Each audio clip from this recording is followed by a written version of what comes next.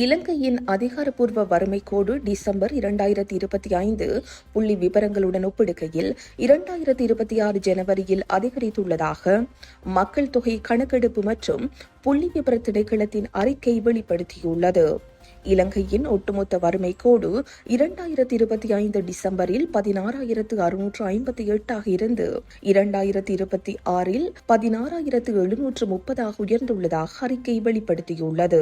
மக்கள் தொகை கணக்கெடுப்பு மற்றும் புள்ளி விவர திணைக்களத்தின்படி கொழும்பு மிக உயர்ந்த வறுமை கோட்டை பதிவு செய்துள்ளது. ஜனவரியில் 18,044 தரவரிசைப்படுத்தப்பட்டுள்ளது. இது டிசம்பர் 2025 17,966 இருந்தது. கொழும்பிற்கு அருகில் உள்ள கம்பஹா மாவட்டம் 17,951 வறுமை கோட்டுடன் இரண்டாவது இடத்தை பிடித்தது. அதைத் தொடர்ந்து 17,593 வறுமை கோட்டுடன் நுவரெலியா மாவட்டம் இரண்டாவது இடத்தில் உள்ளது.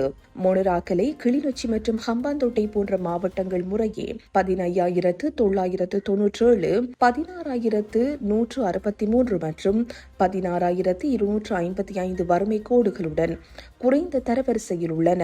அதிகாரப்பூர்வ வறுமை கோடு என்பது உணவு, தங்குமிடம் மற்றும் சுகாதார பராமரிப்பு போன்ற அத்தியாவசிய வாழ்க்கை செலவுகளை ஈடுகட்ட ஒரு தனிநபர் அல்லது குடும்பத்திற்கு தேவையான குறைந்தபட்ச வருமானத்தை குறிக்கின்றது.